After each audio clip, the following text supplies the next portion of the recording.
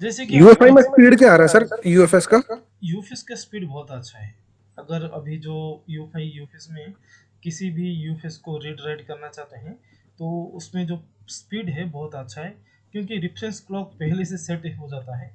Reference clock जो होता है पहले से सेट हुआ होता है। मतलब अगर मान लीजिए आपका मोबाइल, आपका जो यूफिस है उसमें जो रिफरेंस क्लॉक होता है उसका अगर सेट हुई है 60 मेगाहर्ट्ज, ठीक है, तो 60 मेगाहर्ट्ज होगा तो उसी हिसाब से वो रीड राइट करेगा। अगर उसमें सेट ओके। हुई है 19 मेगाहर्ट्ज तो 19 की स्पीड से रीड होती है। वो डिपेंड करता है कि कंपनी की फ्रीक्वेंसी के ऊपर। बट जब यू फाई यूएफएस में रीड करते हैं ना तो वो अपने हिसाब से वो 50-60 मेगाहर्ट्ज से रीड करती है। ठीक है, बहुत अच्छा स्पीड है। स्पीड बहुत अच्छा है यू फाई यूएफएस में, बहुत अच्छा है स्पीड के अंदर। अगर बात करेंगे स्पीड तो यू फाई यूएफएस बहुत अच्छा है, मीपी भी बहुत अच्छा है। इजी अटैक में थोड़ा सा स्लो है। और ये तो पूरा यू नहीं सर, उसमें तो बहुत ज्यादा स्लो है। हाँ, उसमें तो बहुत ज्यादा स्लो है सर जी। बहुत ज्यादा इजी स्लो है, अटैक में तो 4 एमबी से रीड राइट हो रहा है। पौना घंटा तो सर 40 से 45 मिनट मिनिमम लेता ही लेता है, 40 से 45 मिनट मिनिमम। अगर आपके पास मिप्पी है या मेड्यूसा है तो 40-45 मिनट में तो बंदा काम खत्म करके आईसी रख के पावर ऑन भी कर लेगा फोन। हाँ हाँ ये क्या होता है कि स्पीड बहुत कम हो है। सकता है इतनी देर में कस्टमर घर भी पहुंच जाए। हाँ हाँ, बहुत स्पीड कम है। और उन्होंने एक नया अपडेट दे, मतलब नया हार्डवेयर का जो वर्जन 3 ला रहे हैं, शायद उसमें स्पीड ज़्यादा हो सकता है। क्या होता है जी वो बिल्कुल। उनका अंदर का जो हार्डवेयर है ना उसके ऊपर डिपेंड करता है आपका स्पीड कितना रहेगा। ठीक ये है, तो है सर, हार्डवेयर तो आएगा इसका नया सर, जो मर्जी बोल रहे हैं ये। हार्डवेयर तो नया आएगा क्योंकि यूएफएस का स्पीड नहीं बढ़ पाएगा इनसे ऐसे। कुछ भी करो हार्डवेयर इसका जो ये नहीं पर चेंज अभी होगा। माइक्रोन ईएमएमसी भी पेंडिंग है सर जी इसका। अभी जो कल और का अपडेट आया है उसमें से माइक्रोन का भी, मतलब यूएफएस तो कर दिया सर इसने, हाँ ईएमएमसी नहीं किया अभी स्पोर्ट इसने। हाँ ईएमसी का नहीं। तो ईएमसी का फंडा थोड़ा सा अलग होता है, कभी आइडेंटिफाई होगा ये अपडेट जब तो माइक्रोन के हिसाब से ही जो एल्गोरिदम जो उनका जो सोर्स कोड होता है वो जब तक पब्लिश नहीं होगा वो शायद नहीं आ सकता है, कब पता नहीं, मेरे को देखेंगे। मेरे को अभी भी याद है सर, दिसंबर में मेरे पास छत्तीसगढ़ से लड़के काम सीखने आए थे हार्डवेयर का। तो वो लड़के को इस एक को मैंने मेड्यूसा दिलाया था सर। तो उसी दौरान जब बॉक्स आया तो शाम को एक किसी कस्टमर का मेरे पास फोन आ गया, ओप्पो का फोन था, बीच में माइक्रोन ईएमएमसी और हैंग उन लोगों में था। अब ये इजी जे टैग उठाया ही नहीं उसको। मैंने कहा चलो मेड्यूसा आ रखा है, मारो ट्राई। मेड्यूसा में लगाया सर, मक्खन के जैसे 1 सेकंड में कनेक्ट हुआ ईएमएमसी। और उसी में हेल्थ वगैरह रिपेयर किया बैकअप लेके, और सीधा फोन ऑन। मजा आ गया सर उसमें काम करके। नहीं, मेदुसा तो बहुत अच्छा है। मेदुसा क्या है, सबसे लेटेस्ट है, उसका इंटरनल फ्यूचर भी बहुत अच्छा है। मतलब क्या होता है कि जब एक हमारा उड़िया में एक कहावत है जो बोलते हैं ना, तीन तीन तुंड में छली, मतलब छली जो है बकरा जो है कुत्ता बन जाता है। ठीक है, जी जी। मतलब अगर मैं बोलूंगा ना ये अच्छा है, ये अच्छा है, ये अच्छा है, ये अच्छा है, तो बहुत चीजें सारे धीरे धीरे। क्योंकि अभी मार्केट में हार्डवेयर उसका पूरे टॉप लेवल में पहुंच चुका है, सिर्फ बस वो आगे आगे अपना सॉफ्टवेयर डेवलप करते जा रहा है बस। क्या बोल रहे हैं सर जी? मैंने कहा सर जी उसने अपना हार्डवेयर पूरा टॉप लेवल का डेवलप कर लिया ना बस अब एक बार। तो अभी सिर्फ वो बस अपने सॉफ्टवेयर में काम किए जा रहा है बस। कौन कौन? Medusa sir. हाँ हाँ हाँ हाँ, उसका क्योंकि हार्डवेयर अब उसको बहुत हार्डवेयर स्ट्रॉन्ग। चेंजेस की जरूरत नहीं, हार्डवेयर उसके पास ऑलरेडी बढ़िया पड़ा है। बढ़िया पड़ा है, बढ़िया पड़ा है। उसका मेदुसा प्रो जो है, मैं पहले जब मेदुसा प्रो भी लेने की सोच रहा था तो यूफाई वालों ने क्यों बोला कि नहीं हमारा तो यूफिस आ जाएगा, आप क्यों लेना चाहते हैं, नहीं तो मेदुसा का यूफेस में यूज करना चाहता था। तो मेदुसा में और एक अच्छा फ्यूचर है कि उसमें अगर कोई भी, जैसे कि Realme C2 कुछ डेड हो जाता है तो उनका एक स्पेशल फाइल होता है। आप कहीं जाना के मतलब किसी को मांगना, किसी को ढूंढना इस तरह का नहीं, उनका फाइल यूज कीजिए, उनसे ही आपका सारी चीज फिक्स हो जाएगा। ऑक्टोपस जो टीम है उनका ही तो मेदुसा है ना। जी। चलिए। उस टाइम मेरे सर 52 का दिलवाया था उसको, अब तो मेरे ख्याल से 65 का हुआ पड़ा है। कौन सा ये प्राइस उसकी? Medusa sir. अच्छी बात। अरे मैं लेने के टाइम पे तो वो 24,000 था अरे अरे अरे अरे। वो 2019 का बात बोल रहा हूँ। उस टाइम पे मैंने ऑर्डर किया था ऑनलाइन से, ठीक है। मैंने जो यू फाई एक ऑर्डर किया था ऑनलाइन से ऑर्डर किया था, मेरे को आया था उस टाइम पे 14,000 समथिंग, जो मैं आज खुद यूज कर रहा हूँ, ठीक है, मेरा वाला। Okay sir. और इजी जटक भी मेरे को शायद ये जीएसएम जो आपका बंदा है उसका जी नाम सम क्या सर्वर। है, राहुल सोनी बोल के, असम, असम का, उसने बहुत कम प्राइस में दिलाया था, वो भी 14,000 समथिंग पे दिलाया था। हाँ जी, मैंने भी इतने का ही लिया था सर, 14-15 का अपने वाला। मेरे पास भी करीबन शायद 2019 के आसपास का है। तो ठीक है। तभी चलो मैंने V1 सेल करके लिया था। चलो उसके बाद बातें करेंगे, पहले थोड़ा सा डिस्कस करते हैं। देखिए, जी। जो यूफेस होता है ना, ईएमसी और यूफेस के जो बीचों में जो डिफरेंट है, यूफेस क्या, ईएमसी जो है आपका एक तरह का, सिर्फ उसमें एक लोन होता है, और जिसमें यूजर जो अगर वो 64 GB का हो, 34 GB का हो, या 32 GB का हो, या 64, या 120, 128, या 256, क्योंकि ईएमसी ज़्यादा से ज़्यादा 128 GB का आता है, ठीक है, उससे ज़्यादा तो नहीं आती है।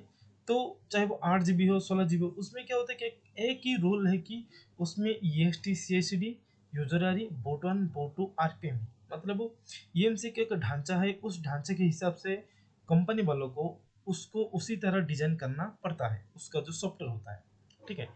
तो वैसे हमारा जो, वो जो एक क्या बोलते हैं उसका, पैरेलल रीडिंग प्रोसेस है उसमें, मतलब उसको, उसका जो रीडिंग प्रोसेस है वो वन वे ट्रैफिक की तरह है, जिस रास्ते से वो रीड करता है उसी रास्ते से वो राइट भी करती है। बट जो, जब यूफेस आ गया ना, यूफेस चाहे वो छोटा, मतलब ये यूफेस वर्जन 1.0 क्यों ना हो, या यूफेस वर्जन 2.0 क्यों ना हो, इसमें से जो अपडेट आया है, इसमें से जो चीज़ें हम देख रहे हैं, उसका क्या है, रीडिंग का लाइन अलग है, राइटिंग की लाइन अलग है, मतलब जब आप कुछ दे रहे हैं और कुछ ला रहे हैं, तो वो लाइन अलग अलग कर लिया, अलग अलग, जैसे अलग अलग कर लिया है, तो उसमें स्पीड ज़्यादा बढ़ गया है, ठीक है। उसके बाद ये सारे चीज के बाद भी उसमें कि जैसे कि ईएमसी के अंदर कुछ सेसियली लूम सेट कर दिया गया है, बोट वन इतना है, बोट टू इतनी है, यूजर आईडी बाकी है, इस तरह सेट कर दिया। पर यूफेस को उसी तरह डिजाइन नहीं किया, यूफेस को यूनिवर्सल फ्लैश स्टोरेज की नाम से नाम जाना जाता है, वो यूनिवर्सल, जैसे कि आप अपने हिसाब से उसको यूज कर सकते हैं, ठीक है।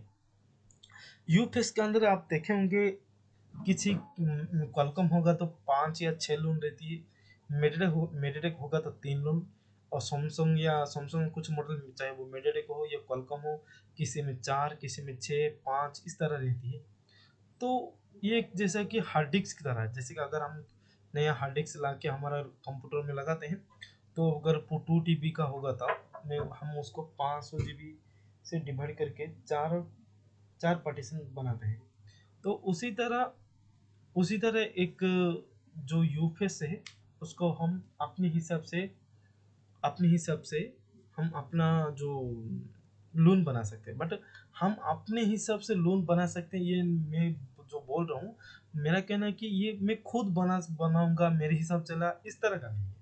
अगर मान लीजिए वो वीवो का फ़ोन है, अगर वीवो का एक फ़ोन है मेडिटेक, एक फ़ोन है क्वालकॉम, एक फ़ोन है आपका स्पेक्ट्रम, तो वीवो का ही फ़ोन सेम होगा। अगर वीवो वाले सोचेंगे कि मेडिटेक होगा तो मेडिटेक के हिसाब से उसको, उसका लोन बनाएंगे, क्वालकॉम होगा तो क्वालकॉम के हिसाब से लोन बनाएंगे, स्पेडम होगा तो स्पेडम के हिसाब से लोन बनाएंगे। बट ये जो वीवो है, वीवो का जो जो सॉफ्टवेयर डेवलप करता है, उनका उनका जो तरीका होता है, जो सॉफ्टवेयर डिजाइन करने के तरीका होता है, वो अपने हिसाब से डिजाइन करके, अपने हिसाब से पार्टीशन बनाएंगे, अपने हिसाब से कौन सा फाइल कहाँ रहेगा वो खुद डिसाइड करेंगे, उसके बाद उसको अपने हिसाब से डिजाइन करके उस लोन बना के उसके अंदर अपना जो फ्लैश फाइल है उसमें रखा जाता है, ठीक है। तो यूफेस के अंदर मेरा कहना है कि यूफेस के अंदर कितना लोन बनेगा, कितना लोन नहीं बनेगा, हम 4 को 5, 5 को 3, 2 को 1, 1 को 3, इस तरह हम कर सकते हैं या नहीं? हाँ, हम कर सकते हैं, बट हम अपने मर्जी से कुछ नहीं कर सकते। वो सॉफ्टवेयर के अंदर जो डिजाइन होता है उसी हिसाब से हम उसको डिजाइन कर सकते हैं। पहले हम समझना पड़ेगा कि यूफेस का जो कॉन्फ़िगरेशन, चिप कॉन्फ़िगरेशन बोला जाता है, वो चीज़ें क्या है। यूफेस का जो चिप कॉन्फ़िगरेशन होता है वो है एक, आपका यूफेस को कितना लोन में डिवाइड किया जाता है, कौन सा कितना साइज है, कंपनी वालों ने कितना साइज बनाया है, उस टॉपिक का मेन चिप कॉन्फ़िगरेशन, मतलब उसका डाटा मान लीजिए, उसका डाटा ही मान लीजिए। और आपका यूफेस में और ईएमसी में दोनों फर्क में एक चीज़ क्या होगा, यूफेस के अंदर अगर यूफेस कॉन्फ़िगरेशन होती है, यूफेस कॉन्फ़िगरेशन किया जाता है, उसका डाटा भी आपके फ्लैश फाइल के अंदर एक होता है की स्टोर बोल के, की स्टोरेज डॉट पिन या डॉट एमबीएन या इमेज बोल के एक फाइल होता है, ठीक है।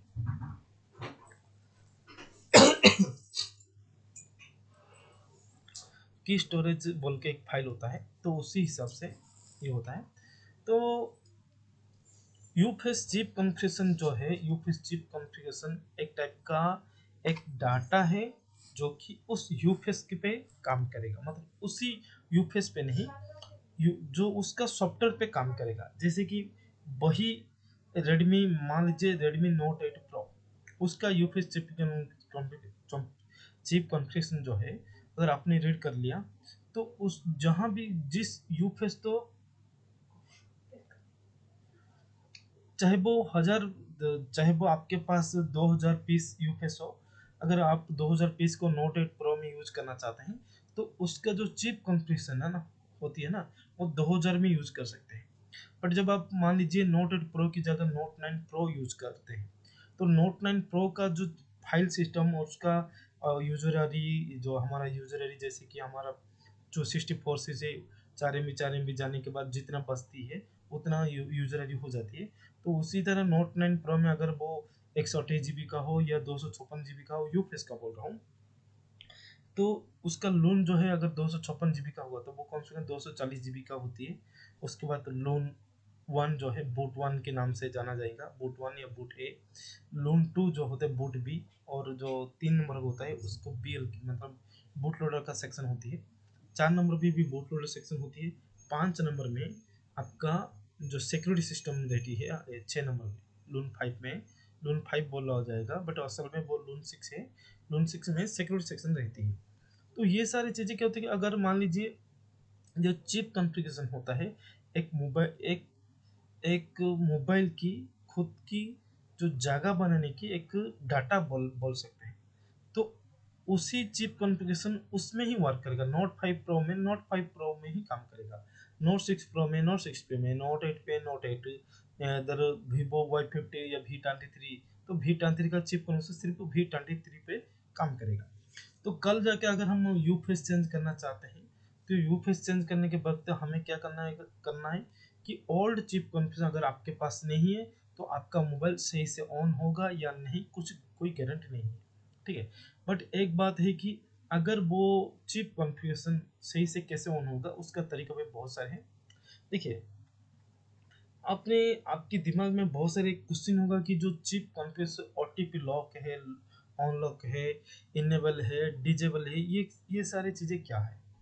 तो ओटीपी अनलॉक जो होता है, मतलब जो चिप कॉन्फ़िगरेशन डिजेबल और इनेबल होता है, उसका मतलब होता है कि एक यूफेस को अगर आपने चिप कॉन्फ़िगरेशन कर लिया, जो नोट सैमसंग A51 के लिए चिप कॉन्फ़िगरेशन कर लिया, उसके बाद जब चिप कॉन्फ़िगरेशन कर लिया, उसके बाद उसको जो जब उसको कर लेते हैं, जब जैसे आप उसको केजी लॉक डाल देते हैं, उसके अंदर जो केजी लॉक डाला जाता है, तो तुरंत ही वो चिप कॉन्फ़िगरेशन को डिसेबल किया जाता है। जैसे ही चिप कॉन्फ़िगरेशन डिसेबल हो जाती है, तो उस वक्त उस यूफेस के अंदर उस जो चिप कॉन्फ़िगरेशन को उसको आप अपने हिसाब से चेंज नहीं कर पाएंगे। मतलब एक बार वो डिसेबल हो गया ना, तो वो चिप कॉन्फ़िगरेशन को एक भी थोड़ा सा भी मॉडिफाई आप नहीं कर पाएंगे। कभी कभी उसके अंदर जो फाइल होता है उसका भी रीड राइट आप सही से नहीं कर पाएंगे, ठीक है। मेरा आपको बताना है कि जो चिप कॉन्फ़िगरेशन होता है एक तरह का एक फाइल, उसके अंदर जो कितना पार्टीशन बनेगा उसका डाटा है। और कभी कभी वो जो चिप कॉन्फ़िगरेशन डिजेबल होता है, अगर चिप कॉन्फ़िगरेशन डिजेबल हो जाती है, तो वो यूफेस और उसके अंदर जो डाटा है, वो आप उसको डिलीट इरेज ऐसा कुछ सही से नहीं कर पाएंगे। वही एक मेन चीज है। अगर वो चिप कॉन्फ़िगरेशन इनेबल है, तो आप उसको वो जो इसके उसमें जो यूफेस लगा है, उस यूफेस को आप चेंज कर सकते हैं, बट इसको दोबारा उसमें ही दोबारा उसको कहीं भी आप जो अगर चिप कॉन्फ़िगर डिजेबल है तो उसको उसी मोबाइल को छोड़कर बाकी किसी में भी यूज नहीं कर पाएंगे।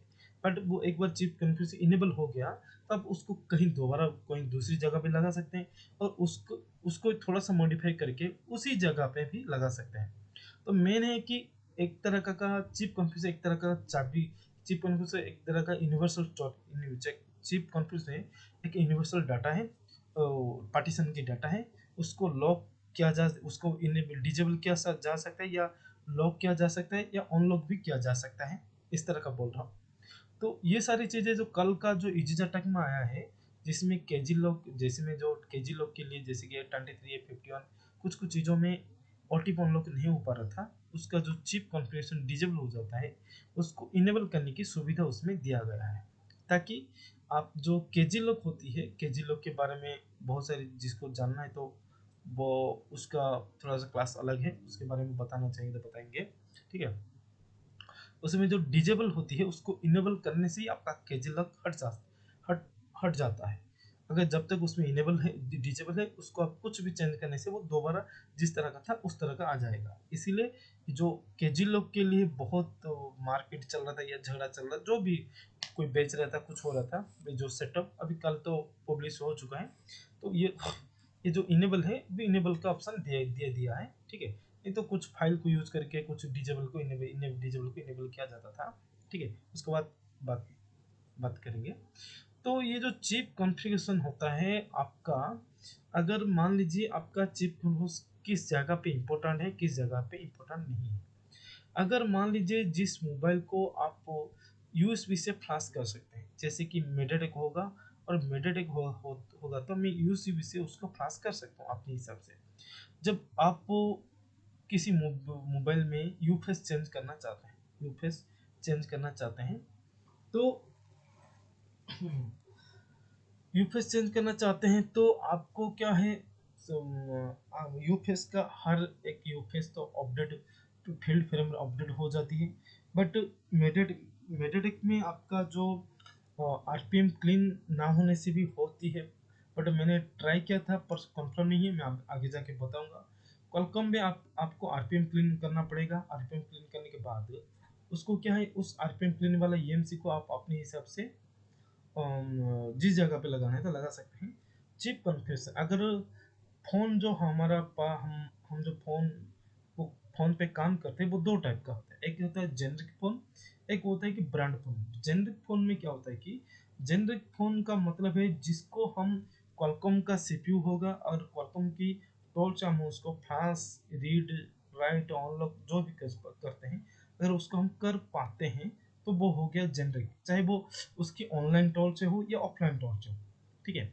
अगर मान लीजिए वो क्वालकॉम का होगा बट उसका जो ब्रांड की फोन मतलब वो सैमसंग का होगा, सैमसंग की ब्रांड के हिसाब से हम उसको ओडिन 3 से ही फ्लैश कर पाएंगे, ओडिन 3 से ही जो भी कुछ करना है तो ओडिन 3 के माध्यम से ही कर पाएंगे। तो उस वक्त हो उस वक्त वो हो गया आपका ब्रांड फोन।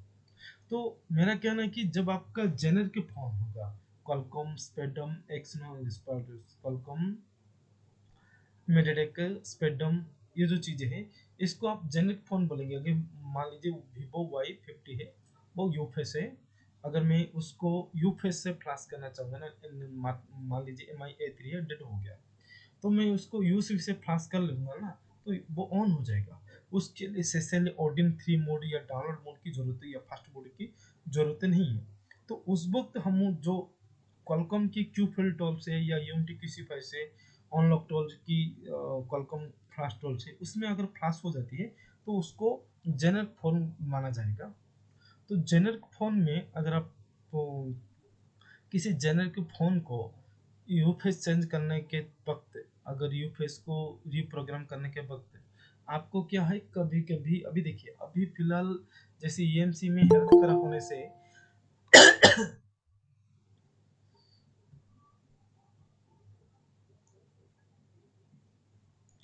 ईएमसी की हेल्थ खराब होने से जैसे ईएमसी की हेल्थ खराब होने से ईएमसी को हम रिपेयर करके लगा सकते हैं। तो उसी तरह यूफेस के अंदर अगर हेल्थ खराब हो जाती है तो उस वक्त हम यूफेस के हेल्थ जो है वो ठीक नहीं कर पाएंगे, नहीं कर पाते हैं। और आगे जाके ये अपडेट आ सकता है कि उसको हम अपडेट दे सके, मतलब उस आगे जाके अपडेट आ सकता है कि हम हेल्थ ठीक कर सकते हैं। बट वो कब आएगा या आएगा या नहीं, उसका कोई गारंटी नहीं है। ठीक है।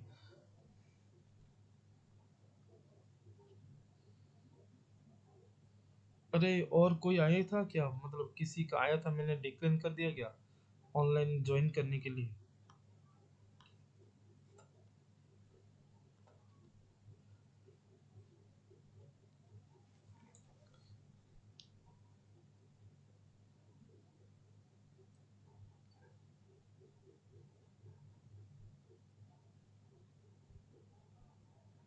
हम्म, चलिए हम बात करेंगे। हम्म। तो हाँ, हरदीप जी बताइए। हरदीप जी। सर जैसे, जी जी, एस के हाइनेस की एमएमसी यूएफएस होती है, उसकी अगर कंज्यूम है हेल्थ यूएफएस की, हम्म। तो उसको क्या हम हेल्थ रिपेयर नहीं कर सकती एस नहीं के सर, हाइनेस उसका ऑप्शन नहीं आया है अभी तक, किसी टोल में भी ऑप्शन उसका नहीं आया है। जैसे आ जाएगा ना तो आप मतलब बाकी पहले जब भी अपडेट आता है तो मेडुसा प्रो लाता है। तो अगर मेडुसा प्रो लाया है या मान लीजिए मेपी लाया है या यूफेस लाया, ये चीज किसी।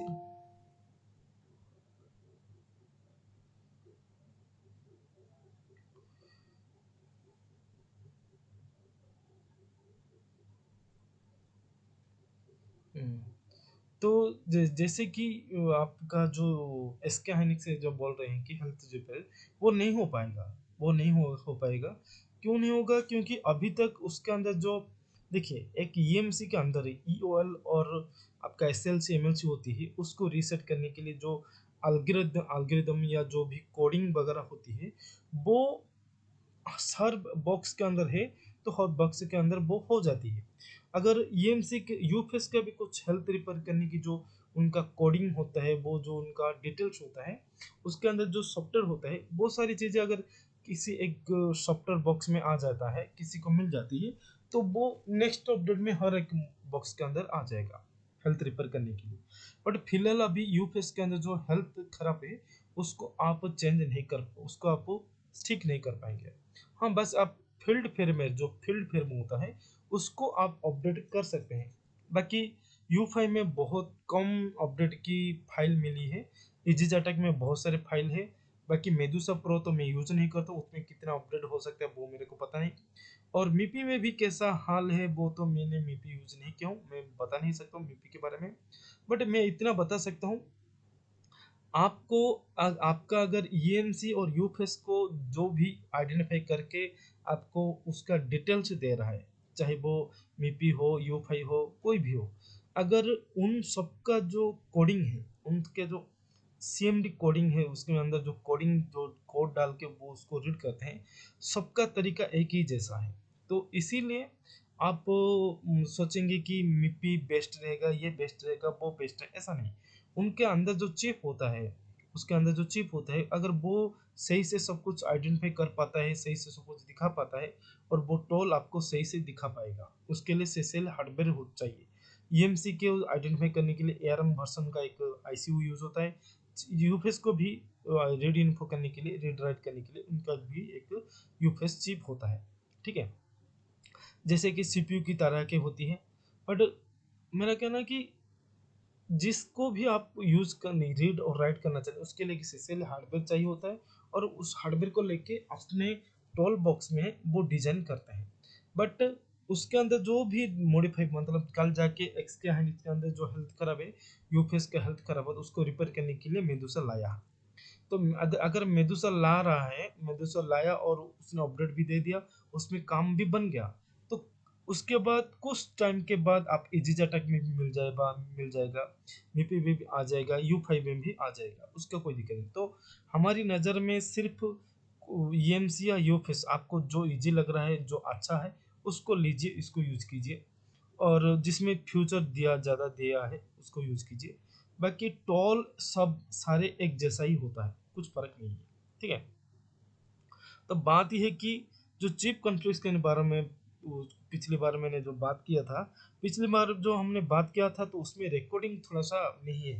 रिकॉर्डिंग ना होने के कारण जो पिछली बार में जो यूफेस की क्लास कर रहा था उसको ही दोबारा भी उस चिप कॉन्फ्रेंस के ऊपर डिस्कस कर रहा हूँ, क्योंकि जिसमें उस वक्त आवाज़ नहीं था तो इसमें आवाज़ दे डाल के, मतलब इसमें आवाज़ का जो ऑप्शन है उसको बंद हो गया था। अरे 2 सेकेंड।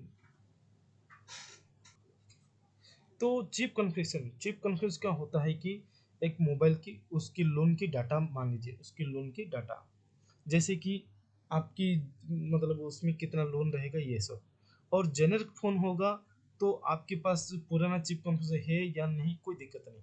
बट ब्रांड फ़ोन होगा जो कि फास्ट बोर्ड से फ्लैश होता है, सेसेल ओडिन 3 से फ्लैश होता है, तो उस वक्त आपको उसका ओल्ड चिप कॉन्फ़िगरेशन होने से ही वो सही से ऑन होगा, नहीं तो उसको आप ऑन करना या चेंज करना या मॉडिफाई करना मुश्किल हो जाएगा।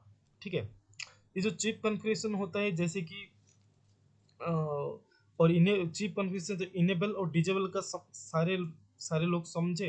इनेबल क्या होता है, डिसेबल क्या होता है, सही से समझ पाए? मेरे को बताइए। हेलो, हरदीप जी बताइए। हाँ जी सर, हाँ जी समझ गए। और बाकी होगा कोई कुछ सवाल है उसके ऊपर? ठीक है। तो चिप कॉन्फ़िगरेशन में ऊपर अगर बात समझ रहे हैं, तो ओटीपी हम लोग भी अगर समझ रहे हैं तो आगे का हम बात करेंगे उसको प्रोग्राम कैसे किया जाएगा, प्रोग्राम के टॉपिक पर। ठीक है। तो बात ऐसे है कि एक यूफेस के अंदर जैसे लून चार पांच ठो, मतलब 5 लून बन जाती है। अगर 5 या 6 लून बन जाती है तो 5 6 लून के अंदर जैसे 5 या, मतलब मान लीजिए जस्ट एग्जाम्पल 5 लून, 5 लून, 5 लून है, 5 की 6 लून होता है।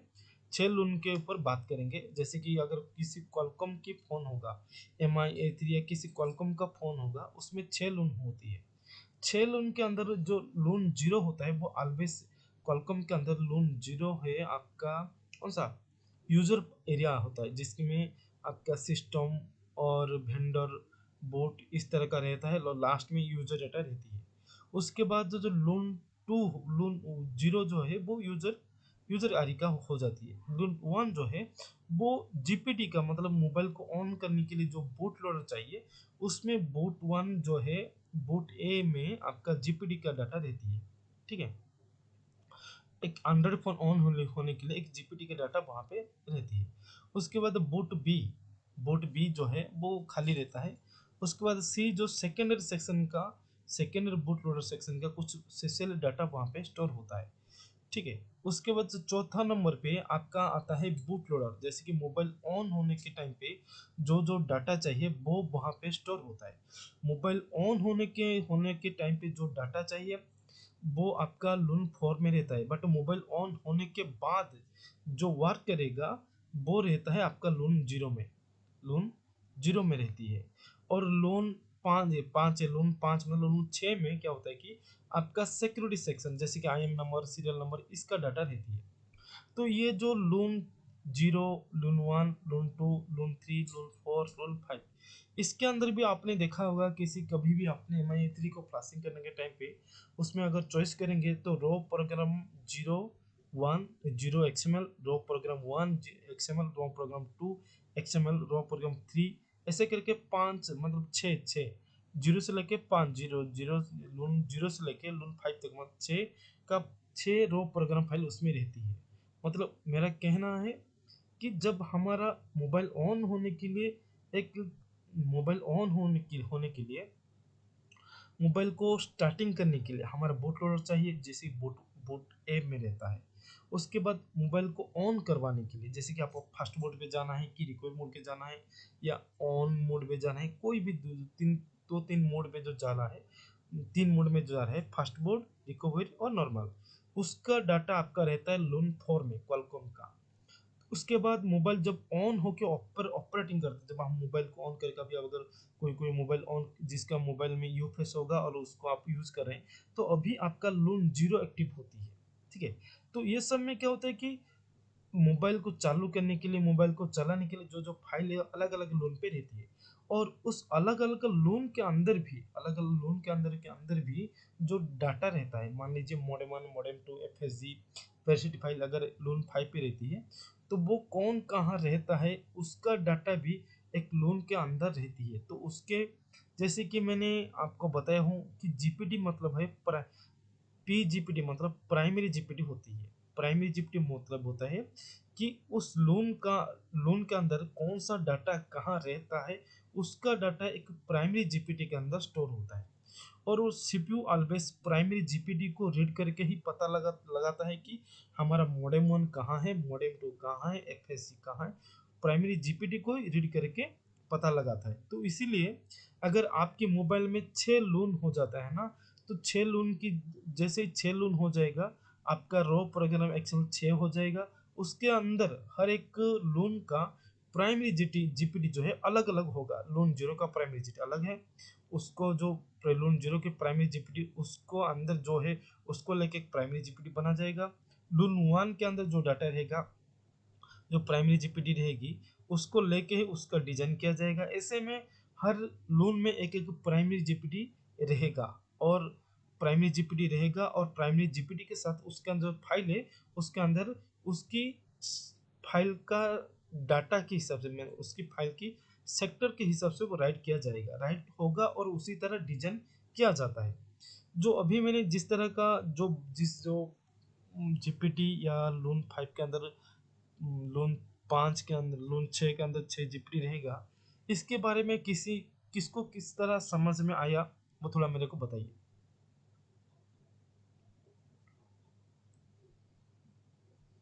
हेलो, अरे कोई तो बताइए ना मेरे को थोड़ा सा।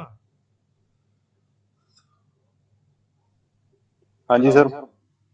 अभी जो मैंने बताया है कि हर एक लोन, एक यूपीएस के अंदर 6 लोन होता है, तो 6 लोन के अंदर 6 जीपीटी फाइल होगा, और 6 जीपीटी के अंदर उसका हर एक लोन का उसका डाटा रहेगा।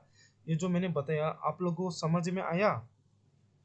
जी सर, मुझे समझ भी आ गया, मैंने देखा भी है। हर हर लोन के अंदर एक अलग से प्राइमरी जीपीटी रहता है। प्राइमरी जीपीटी रहती है, ठीक है। तो बात यह है कि अगर कभी भी अगर आप मेन किसी यूपीएस को प्रोग्राम करना चाहते हैं, यूपीएस को प्रोग्राम करना चाहते हैं, तो ये इरफान जी, जो पिछले क्लास में मैंने बताया था कि आपने कुछ पूछा था, तो मैंने बोला कि नेक्स्ट क्लास में बात करेंगे। तो कौन सा टॉपिक था, मेरे को थोड़ा सा समझाएंगे, मतलब बताएंगे?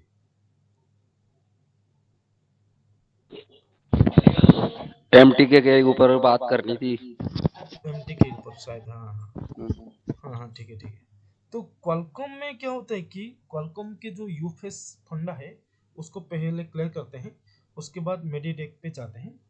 क्वालकॉम के अंदर जो आपका यूफेस, अगर कोई बंदा यूफेस यूज, कोई बंदा नहीं, कोई वेंडर अगर क्वालकॉम के फ़ोन में यूफेस यूज करना चाहते हैं, तो यूफेस क्वालकॉम के एक यूनिवर्सल, क्वालकॉम मतलब क्वालकॉम का जो चिप कॉन्फ़िगरेशन है सबका अलग अलग होती है। उस सीपीयू को डिजाइन करके उसका कॉन्फ़िगरेशन तय किया जाता है उस सीपीयू को लेके। सीपीयू में जिस तरह चिप कॉन्फ़िगरेशन होगा उसी तरह आपका चिप कॉन्फ़िगरेशन बनाया जाएगा, और उसी तरह आपका फाइल भी डिजाइन किया जाएगा, ठीक है। ये उसका सीपीयू डिसाइड करेगा। उसके बाद चिप कॉन्फ़िगरेशन, ये 4 MB से 6 MB, ये 8 MB, ये भी ये सीपीयू डिसाइड करेगा। उसके बाद उसके अंदर क्या फाइल रहेगा, मतलब बूट लोडर सेक्शन के अंदर कौन सा फाइल रहेगा, वो डिसाइड करते हैं अपना। जो सॉफ्टवेयर डिजाइन, सॉफ्टवेयर कोडिंग होते हैं वो खुद डिजाइन करते हैं, ठीक है। तो कभी भी क्वालकॉम फोन के अंदर कभी भी, क्योंकि क्वालकॉम के फोन के अंदर चाहे वो कुछ भी हो, हेल्थ आप रिपेयर नहीं कर सकते हैं। तो हो सकता है आप कल जाके यूफेस चेंज करना चाहते हैं, यूफेस चेंज करना चाहते हैं। अगर क्वालकॉम का फ़ोन होगा, अगर यूफेस चेंज करना चाहते हैं, तो आपको जो दो चीज़ें पिछली बार बताया था कि एट्रीब्यूट, एक होता है डिस्क्रिप्टर और एट्रीब्यूट, ये दोनों को रीड करना पड़ता है। तो अभी तो फिलहाल मेरे पास कोई यूफेस बॉक्स नहीं है। पिछली बार मैंने देखा था, उसको एडिट करके मैं इस वीडियो में डाल के आपको ऑनलाइन से दे दूंगा वो वीडियो, ठीक है। तो एक डिस्क्रिप्टर होता है कि देखिए फील्ड फ्रेम क्या होता है कि उसका यूफेस को अपडेट करवाने के लिए जब अपडेट करते हैं तो उसके अंदर जो भी डाटा रहता है वो सारे डिलीट हो जाती है। डिस्क्रिप्टर या एट्रीब्यूट क्या होता है कि डिस्क्रिप्टर एट्रीब्यूट ना होने से भी चलेगा। डिस्क्रिप्टर क्या होता है कि जो चिप कॉन्फ़िगरेशन आप वहाँ पे चिप कॉन्फ़िगर करेंगे, लोन को कितने पार्टीशन में बनाना है, तो उसका एक डिस्क्रिप्टर होता है, मतलब उसका डाटा को सेव करने के लिए, उसका डाटा को मॉडिफाई करने के लिए डिस्क्रिप्टर होता है। डिस्क्रिप्टर के हिसाब से आप लोन बनाएंगे। चिप कन्फिग्रेशन अगर राइट करेंगे ना, अगर डिस्क्रिप्टर राइट नहीं होगा तो चिप कन्फिग्रेशन को आप अगर राइट करेंगे तो राइट नहीं होगा। राइट कैसे हो, कब होगा, कैसे होगा? अगर मान लीजिए वो जेनरिक फोन है तो आप उसको सीपीयू के आधार माउंट करेंगे और सीपीयू से यूएसबी से फ्लैश करेंगे, तब आपको कोई डिस्क्रिप्टर या एट्रीब्यूट की जरूरत नहीं है, क्योंकि अब जैसे ही उसको क्वालकॉम की मेथड से क्यू फिल टोल से या किसी टोल से, अगर मान लीजिए मेरे पास एक तो मेरे पास वो जो ये है जो मोबाइल है वो क्वालकॉम का है और मैंने फील्ड फ्रेम में अपडेट कर दिया, उसका डिस्क्रिप्टर एट्रीब्यूट बैकअप नहीं लिया था, नहीं लिया भी, तो उसको अगर मैं उसको यूएसबी से फ्लैश कर, वो जेनरिक फोन है, अगर मैं यूएसबी से उसको फ्लैश कर लेता हूँ तो आपका उस वक्त यूफेस का बस यूफेस आरपीएम क्लीन होनी चाहिए और आपका डिस्क्रिप्टर बैकअप ये कोई जरूरत नहीं है, बस आपने फ्लैश कर दिया, सेट आपका ऑन हो जाएगा। जब आप उसको ब्रांड फोन होगा, मान लीजिए सैमसंग का है और वो ओडिन 3 से फ्लैश होगा और वो क्वालकॉम का है, A71 है, तो उस वक्त आप यूफेस चेंज करना चाहते हैं तो उसका चिप कन्फिग्रेशन, उसके बाद उसमें जो डिस्क्रिप्टर उसको रीड करना पड़ेगा, उसके बाद उसमें एट्रीब्यूट। डिस्क्रिप्टर में क्या होता है कि डिस्क्रिप्टर में जो लून 0 1 आपने देखा होगा कभी कभी, जैसे कि हमारा उसमें जो ईएमसी के अंदर 0:48 0:38 0:7 होती है, तो उसी तरह आपका यूफेस के अंदर 0:0h 0:0 और 0:1h 0:2h इस तरह का कॉन्फ़िगरेशन होती है, 1h 0h 2h इस तरह का नाम से। तो कॉन्फ़िगरेशन के अंदर ये डाटा रहता है कि ये लोन 5 है, लोन 0 है, वो 64 GB का है, लोन 1 है 8 MB का है, लोन 2 है 8 MB का है। बट उसके डिस्क्रिप्टर यूफेस के अंदर भी जब आप बनाते हैं तो वो फाइल सिस्टम जो क्रिएट करता है डिस्क्रिप्टर के अंदर रहता है कि कौन सा कौन सा चीज किस तरह का है रहता है। और एट्रीब्यूट मतलब एक सीपीयू की डाटा है, सीपीयू की डाटा मतलब आप जो अभी इजी टेक में रेफरेंस क्लॉक आया है, रेफरेंस क्लॉक मतलब हर एक सीपीयू एक रेफरेंस क्लॉक की स्पीड के हिसाब से रीड और राइट का तय किया जाता है। मतलब एक यूफेस जो है वो आपको उसका आपको अगर उसमें 4 GB की रीड राइटिंग की सपोर्ट है, 4 GB में रीड और राइट कर पाएंगे, तो वैसे ही यूफेस 2.0 में आपका 60 मेगाहर्ट्ज में या 120 मेगाहर्ट्ज में कोई भी एक स्पीड की उसका बहुत अलग टाइप का स्पीड होती है। तो तो आपका सीपीयू अगर 700 सीरीज का है क्वालकॉम का और वो 42 मेगाहर्ट्ज में रीड राइट होने की ताकत रखता है, तो उस वक्त एट्रीब्यूट के अंदर लिखा होगा ये ये जो चिप कॉन्फ़िगरेशन है उसके अंदर भी जो सिस्टम होता है वो 42 होगा और जो बूट लोडर होता है वो 29 का, ऐसा रहती है अलग अलग पर ज़्यादातर सेम होती है। तो उस वक्त तो एट्रीब्यूट के अंदर लिखा होगा कि कितने स्पीड से कितनी जो फ्रीक्वेंसी, कौन सी फ्रीक्वेंसी की स्पीड में ये रीड और राइट होगा, एट्रीब्यूट के अंदर वो लिखा होता है। क्यों लिखा होता है और ये चीजें एट्रीब्यूट में क्यों रहे मतलब दिया गया है उसके ऊपर थोड़ा सा बताऊंगा। देखिए जब आपका ईएमसी के अंदर, आपका ईएमसी के अंदर डाटा लाइन अलग है और क्लॉक लाइन अलग है। डाटा लाइन जैसे कि जीरो, डाटा का 0 1 डाटा 0 डाटा 1 डाटा 2 डाटा 3 ऐसे 7 तक है और 8 डाटा लाइन होता है टोटली। बट ये जो फ्री क्लॉक का है, क्लॉक का अलग सा लाइन दिया है। क्लॉक में क्लॉक डिसाइड करता है आप कितने स्पीड से रीड करेंगे कितने स्पीड से राइट करेंगे, क्लॉक डिसाइड करता है। तो जब आप यूएमसी लगाते हैं तो उसमें क्लॉक लाइन होती है और ईएमसी कंट्रोलर, ईएमसी जो कंट्रोलर होता है वो डिसाइड करता है कितने स्पीड से रीड होगा, कितने स्पीड से राइट होगा, ईएमसी कंट्रोलर। हम अगर ईएमसी को आइडेंटिफाई करते हैं तो हम फ्रीक्वेंसी क्लॉक स्पीड को बढ़ा के कमा के हम उसको स्पीड को ज़्यादा कम कर सकते हैं। बट यू फेस में उसका थोड़ा सा अलग है। यूएसमी में आपका यू फेस में क्या है, T X positive, T X negative, R X positive, R X negative दिया गया है। तो टी एक्स मतलब ट्रांसफर, एक्स मतलब मेरे हिसाब से एक्स का मतलब है जिसमें डाटा सप्लाई और फ्रीक्वेंसी सप्लाई एक साथ जा रहा है। तो उस वक्त तो हम उसको T X R X T X जो पॉजिटिव नेगेटिव नेगेटिव होते हैं उसको, जो टी एक्स एक साथ में डाटा जा रहा है और एक ही लाइन में डाटा और फ्रीक्वेंसी दोनों जा रहा है। तो यूपीएस के अंदर एक ही लाइन में डाटा और क्लॉक जो आ रहा है जा रहा है उसको कंट्रोल करने के लिए, उसको, क्योंकि उसमें अगर कभी कभी 60 मेगाहर्ट्ज में चला जाएगा, तो जैसे 60 मेगाहर्ट्ज में चला जाएगा तो 60 मेगाहर्ट्ज में जाएगा, बट आपका सीपीयू या ईएफएस जो है वो 60 मेगाहर्ट्ज को 60 मेगाहर्ट्ज चला जाएगा, तो उसका रीडिंग रेट प्रोसेस है वो स्लो भी हो सकता है, कभी कम भी हो सकता है।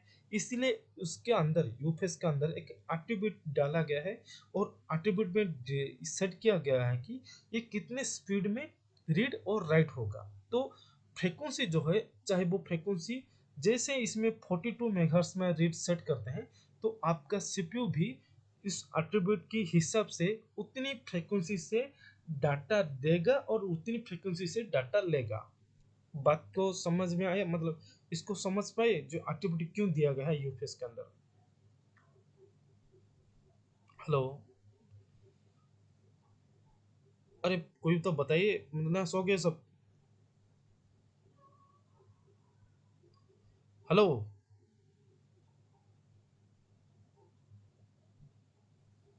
हाँ जी सर। मतलब ये जो एट्रीब्यूट दिया गया है उसको क्यों दिया गया, आप लोगों को समझ में आया? अरे इरफान सर, नसीम जी, मोहन, जोनी, गोपाल गैर, कहाँ हैं आप लोग? हेलो। हाँ सर, हेलो। हाँ, क्या मतलब समझ में आ रहा है मैंने जी जो सर। एट्रीब्यूट के बारे हाँ में हाँ बता। हाँ, समझ रहे जी समझ सर। रहे समझ रहे सर। जोनी जी समझे बात को? जी सर। जी मतलब जो एट्रीब्यूट क्यों डिसाइड किया जाता है आपकी यूएफएस के अंदर, समझ आया? जी सर। जी हाँ, अगर उनको इसको समझ रहे हैं तो आपका यूफेस रिपेयर करने के लिए, यूफेस चेंज कर, क्या कभी कभी क्या होगा, आगे जाके आप यूफेस भी चेंज करेंगे। तो यूफेस जब जैसे जैसे चेंज करेंगे, अगर आपका सीपीयू जो है वो 90 हेलो। Megahertz, 90 megahertz hello. को, हाँ मुन्नीफान जी बताइए। ये किसके बारे में मालूम कर रहे थे? डिस्क्रिप्टर। डिस्क्रिप्टर नहीं, एट्रीब्यूट जो जिसमें फ्रीक्वेंसी सेट किया जाता है, रेफरेंस क्लॉक। अच्छा, हाँ एट्रीब्यूट। हाँ मतलब जैसे एट्रीब्यूट, मेरा ये प्रोनाउंस सही नहीं है, हाँ हाँ हाँ, बताइए। ये इसका मतलब है, ये अपने यूएफएस का बिहेवियर बताता है। उसके भी, अंदर के जो बिहेवियर मतलब कितने स्पीड से रीड राइट या क्या करेगा कौन से, ये सब बताता है ना। हाँ हाँ, नहीं हाँ वो तो बिहेवियर। ठीक, ठीक है। सुनिए ना सिफान जी, क्या होता है कि जब ईएमसी लगी होती है तो उसका क्लॉक लाइन अलग होता है, बट यूपीएस के अंदर क्लॉक लाइन और डाटा लाइन एक ही लाइन में क्लॉक और डाटा जा रहा है। तो उसमें एक लिमिट रखने के लिए, मतलब सीपीयू ईएमसी को जैसे कॉन्टैक्ट करेगा, एक ही फ्रीक्वेंसी पे रीड एक ही फ्रीक्वेंसी पे राइट होगा, तो उस वक्त उसमें सॉफ्टवेयर के माध्यम से डिजाइन किया जाता है कि ये कौन सी फ्रीक्वेंसी रीड होगा और कौन सी फ्रीक्वेंसी से राइट होगा। तो उसको एक स्पेशली, मतलब मान लीजिए आपका मोबाइल में यूफेस 2.2 गेयर 3 लगा है, बट वो 60 क्या वो 85 मगर 85 या 95 मेगाहर्ट्ज को भी सपोर्ट है। बट आप अगर उसको अपनी वीवो की या रेडमी की, हाँ बताइए इरफान जी। एट्रीब्यूट पे इतना डिस्कस कर कर ये अपन लोगों, मान लो आज अभी आपने बताया, इसमें से तो आधी बात निकल जाने वाली है। कल हम रिसर्च करें तो एट्रीब्यूट को कहाँ से रीड करें, उसे किस तरह ओपन करेंगे, कि उसकी डिटेल किस तरह पढ़ सकते हैं हम लोग। मतलब कहाँ से रीड करेंगे? हाँ, मान लो सुनिए, एक यूएस का अपने को रिसर्च करना है, उसके एट्रीब्यूट हमें पहले लेंगे, फिर हम उसे ओपन करें किसी में हैक्स में या किसी में भी किसी भी तरीके से, तो उस पर किस तरह, जैसे आपने रिसर्च करा तो हम किस तरह रिसर्च कर सकते हैं। देखिए उसको आप अगर लेंगे तो जैसे ही बैकअप लेंगे उसमें लिखा होता है कि वो 90 मेगाहर्ट्ज का या 42 मेगाहर्ट्ज का या 32 मेगाहर्ट्ज का। हाँ हाँ, अभी मैं ऐसा मांग रहा था, एट्रीब्यूट रीड किस में होएगा? और रीड किस में होगा? रीड जो है देखिए, जी रीड जो है आपका, देखिए अभी तो इजी जटक में रीड होती है, यूफेस के अंदर भी रीड होती है, बट अभी मेरे पास कोई तो बॉक्स नहीं है। मेरी बात सुनो, हमें मालूम रहा था सर, अभी हम लोग रीड राइट यूएफएस करते हैं, ईजीजी टैग में भी करते हैं, हाँ, तो वो हिसाब रहता है कि भाई ये इतना एमबी का बैकअप ले लिया, तो पर वहाँ मैंने तो कैसा ऐसा कोई ऑप्शन अभी देखा नहीं जिससे आप लोगों को मालूम पड़ेगा हाँ, इससे एट्रीब्यूट रीड होते हैं। सुनिए ना, सुनिए, कभी क्या होता है कि जब ये आप यू फेस चिप कन्फ्यूजन, ये डिपेंड करता है कि आपका यू फेस, देखिए ये जो एट्रीब्यूट, ये डिस्क्रिप्टर, ये जो रीड करने का तरीका बोल रहा हूँ, ये डिपेंड करता है कि आपका बॉक्स कौन सा है और बॉक्स का चिप कैसा है। मान लीजिए मैं अभी U5 का यू फेस बॉक्स यूज कर रहा हूँ, तो U5 की यू फेस बॉक्स, अगर मैं यू फेस बॉक्स बॉक्स के अंदर अगर चिप कॉन्फ़िगरेशन रीड कर लेता हूँ, चिप कॉन्फ़िगरेशन उसमें रीड कर लेता हूँ, तो जैसे ही अगर मैंने इस U5 यू फेस में जो चिप कॉन्फ़िगरेशन रीड करता हूँ, तो जैसे ही उसी चिप कॉन्फ़िगरेशन अगर मैं राइट करता हूँ, तो यू फाइव की जो यू फेस बॉक्स में अगर चिप कॉन्फ़िगरेशन रीड करते हैं, उसके अंदर ही डिस्क्रिप्टर और एट्रीब्यूट उसमें सेट हो जाती है ऑटोमेटिक।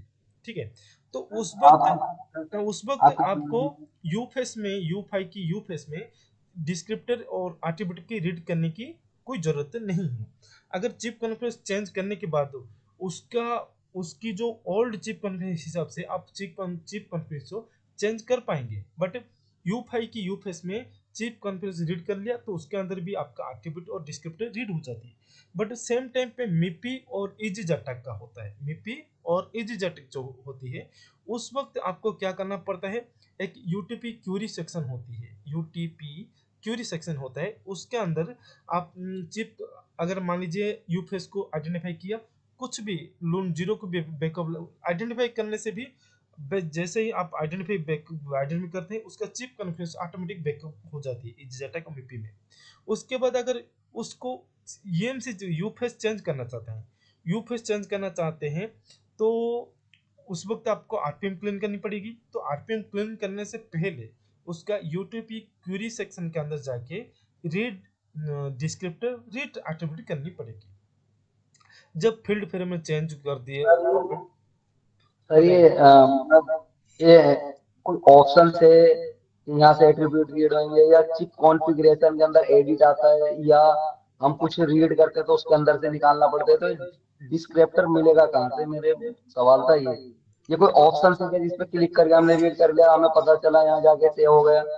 हम्म, तो रीड कर लिया, अब मतलब मिलेगा क्या, मतलब आपको डिस्क्रिप्टर चाहिए, तो आपने यूफेस का आइडेंटिफाई किया, तो ये रीड हो गया, और क्या है, और क्या मिलेगा, जैसे आप चिप मतलब कहने का ये है कि कॉन्फ़िगरेशन के अंदर आता है इसका जो भी आता है डिस्क्रिप्टर एट्रीब्यूट का, वो जो अंदर लिखा रहता है इनके बारे नहीं में, नहीं, सुनिए, रूल के बारे में। ये चिप कॉन्फ़िगरेशन के अंदर सेट होती है, चिप कॉन्फ़िगरेशन के अंदर सेट होती है, बट जब आप उसको यूफेस चेंज करने के टाइम पे वो चिप कॉन्फ़िगरेशन, देखिए सर, एक मोबाइल के अंदर फाइल होना, एक मोबाइल में डायरेक्शन दर्शाना, मतलब एक मोबाइल के, आपके मोबाइल के अंदर बूट फाइल होना और आपके मोबाइल में बूट फाइल कहाँ है बताना, वो अलग अलग होती है। मतलब एक ईएमसी के अंदर, मान लीजिए जस्ट एग्जांपल आपको मैं बता रहा हूँ, आपको पहले से मैं बता चुका हूँ कि अगर हमारा जो ईएमसी के अंदर यूजर पार्ट में कुछ पार्टीशन बनाना है,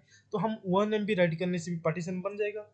1 MB राइट करने से पार्टीशन तो बन जाएगा, बट उसके अंदर जो पार्टीशन बना है उसके अंदर फाइल भी होनी चाहिए ना, फाइल होनी चाहिए होनी होना चाहिए कि नहीं, बताइए।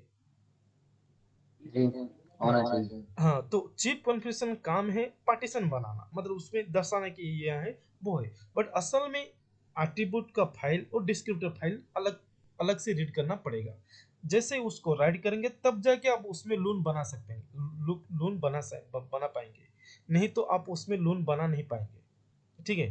तो सर पूछने का सिर्फ मतलब तो यही था कि जैसे हमने आइडेंटिफाई करा, आपने बोला कि वो रीड हो गए, तो अब हम उन कहाँ से लेंगे, मतलब वो सेव होते हैं कहाँ, ये मेरे मालूम करने का मतलब है, मान लो आइडेंटिफाई करा, अब वो हमारे रीड हो गए, तो अब हमें कैसा पता चलेगा कि वो कहाँ जाके सेव हुए हैं, या हमें किस तरह से फाइल बहुत का रूप होता है तो ठीक है, सुनिए ना, बहुत चीजें क्या होता है कि आप अगर जैसे आइडेंटिफाई करेंगे ना, तो वहां पे एक ऑप्शन आ जाएगा कि हाँ, ये फाइल का नेम आता है, उसको क्लिक करने से वो कहाँ है पता चल जाए। देखिए वो आपका ज्यादातर सर डॉक्यूमेंट पूछने भी वाला रहती है। देखिए कब इसका जो कल सुनिए ना, कल कल मैं आपको, एक छोटा सुनिए, क्वेश्चन था, एक छोटा, इसका एक्सटेंशन क्या है? बिन फाइल है, टेक्स्ट फाइल है, या कोई एक्सएमएल फाइल है, मतलब इसका एक्सटेंशन क्या होगा कि नहीं बस ये एट्रीब्यूट? कॉन्फ़िगरेशन बोल के आएगा, CONG, मतलब ये उसका एस बोल का, सॉरी एस नहीं, रीड जो एट्रीब्यूट होते हैं,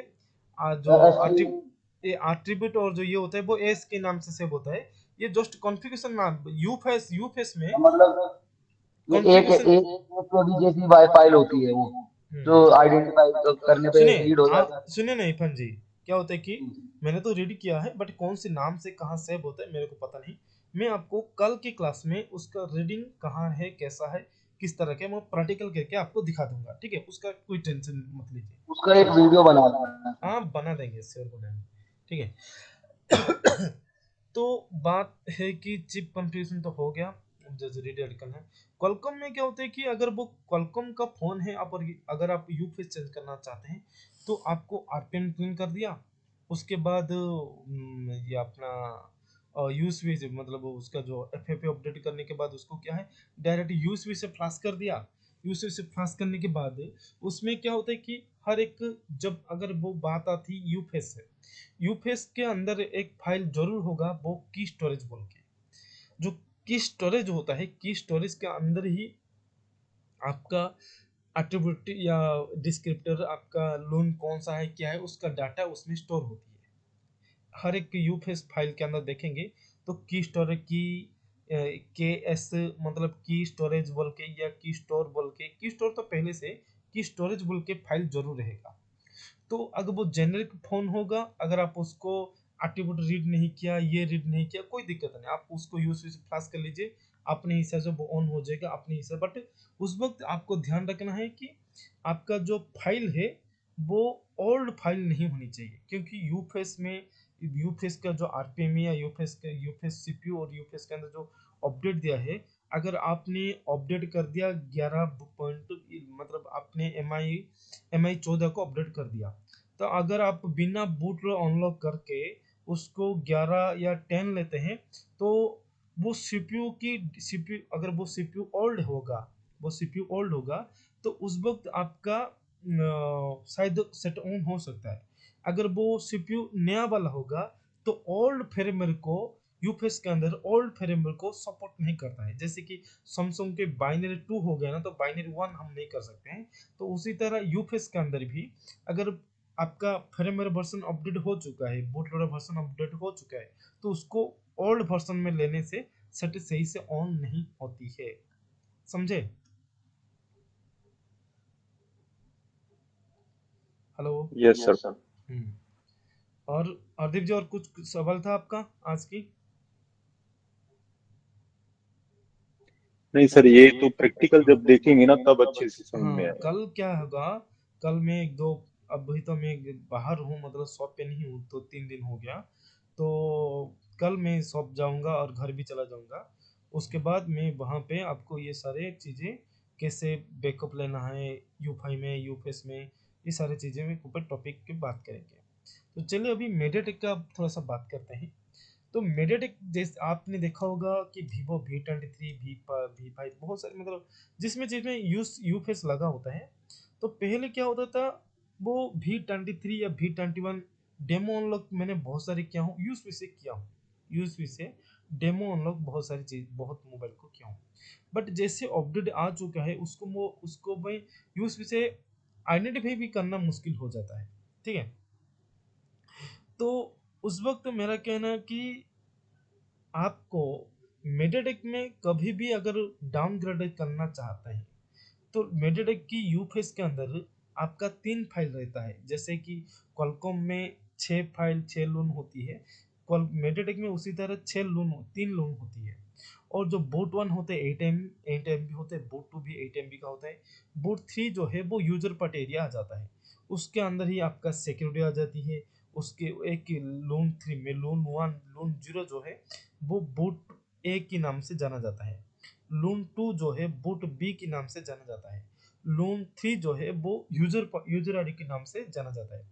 जैसे ही लून 3 में आपका जो डाटा टोटली डाटा मतलब सिक्योरिटी से लेके आपका बूट लोडर मतलब आपका बूट आपका रिकवरी इमेज बीएल सारा सब कुछ लून 3 में रहती है। सिस्टम यूजर पार्ट सब कुछ जित मतलब जीपीटी लून 0 पे रह गया। जो प्रीलोडर है प्रीलोडर फाइल लून 0 पे रह गया। प्रीलोडर को छोड़ के बाकी जहाँ जितने भी फाइल है सिक्योरिटी वगैरह सब कुछ आपका लून 3 में आके रुक जाता है। बट सेम टाइम पे अगर क्वालकॉम का देखेंगे तो क्वालकॉम 0 में आपका सिस्टम सेट ऑन होने के वक्त जो भी जो फाइल ओपन होके रहना चाहिए वो लून 0 पे स्टोर है। उसके बाद उसका जो जीपीडी या जो प्रीलोडर बोलेंगे या प्राइमरी जीपीडी बोलेंगे वो रह जाता है आपका लून 1 पे। लून 3 पे आपका सेकेंडरी बूट लोडर सेक्शन रह जाती है। लून 4 में जैसे कि बूट रिकवरी और फर्स्ट बूट उसका जो डाटा है ट्रस्ट जोन और मेटा डाटा ये सब कुछ आपका 4 में रह जाता है लून 4 में। लून 5 में आपका सिक्योरिटी सेक्शन रह जाती है।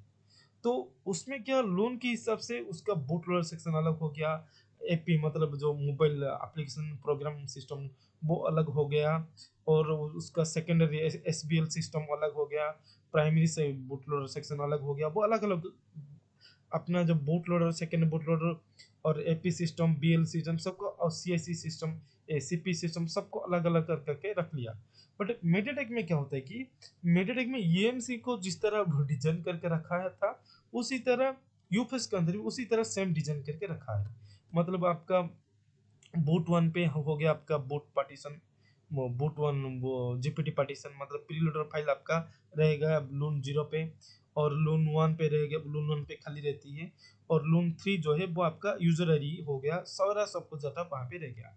तो मेरा कहना है कि कभी भी कोई भी अगर आप मान लीजिए V23 प्रो का डाउनग्रेड करना चाहते हैं, तो आप अगर V23 को डाउनग्रेड करना चाहते हैं तो जैसे ही कि हम आईएसबी से या यूफएस से हम पूरा फाइल राइट करेंगे तो पूरा फाइल की राइट करने की कोई ज़रूरत नहीं है, क्योंकि वो मेडिटेक है और V23 है। अगर उसको आप यूएसबी से फ्लैश कर पाएंगे ना तो आपको सिर्फ जो ओल्ड प्रीलोडर जिसमें यूसीबी से फ्लैश करने की सपोर्ट है, क्योंकि आप यूसीबी से फ्लैश कर पाएंगे या नहीं आपका प्रीलोडर डिसाइड करता है। आज की डेट पे प्रीलोडर डिसाइड करता है कि आप यूसीबी से फ्लैश कर पाएंगे या यूसीबी से फ्लैश नहीं कर पाएंगे। ठीक है, तो अगर वो आप यूसीबी से फ्लैश कर पाने की जो प्रीलोडर है उसको यूसीबी से फ्लैश करने की सुविधा है, तो उस प्रीलोडर को लून 0 पे राइट कर दीजिए। लून 0 पे राइट करने के बाद आप उसको उस वक्त आपका सेटअप हो सकता है डेड हो जाए, कोई दिक्कत नहीं, पर जैसे आप यूसीबी से फ्लैश कर लेंगे ना तो आपका मोबाइल ओल्ड वर्जन में ऑन हो जाएगा। ठीक है, जैसे कि आप यू फिक्सर जो आपका जो बासिर अहमद सर की एक चैनल पे वीडियो देखे होंगे, उन्होंने V23 को डाउनग्रेड किया है। तो उनका जो V23 मैंने हेल्प किया हूँ, तो उनमें से जो उन्होंने प्रीलोड राइट किया है, तो प्रीलोड राइट करने की जो आइडिया है उस मतलब मेरा जो तरीका है मैंने उन्हें बताया। तो V23 में क्या किया कि सिर्फ लून 0 के अंदर जो फाइल है वो तो 4 MB का फाइल होता है, उसमें क्या है हमने बस प्रीलोडर को राइट कर दिया। राइट करने के बाद वो तो अब जब मैंने राइट कर दिया प्रीलोड राइट कर दिया, उस प्रीलोडर के अंदर हमारा यूएसबी फ्लैश करने की सुविधा है। तो उसके बाद हम उसको अनलॉक टोल से एसपी फ्लैश टोल है चाहे वो जिसी टोल से भी हम उसको फ्लैश फाइल चॉइस करके फ्लैश कर देंगे तो वो डाउनग्रेड हो जाती है और सेट ऑन भी हो जाती है। बस तरीका यही होता है। ठीक है, कल थोड़ा प्रोग्रामिंग के ऊपर या यूपीएस के और डिटेल के हार्डवेयर के ऊपर जानेंगे। आज के लिए इतना है, तो चलिए फ्रेंड्स रुकते हैं। Okay sir.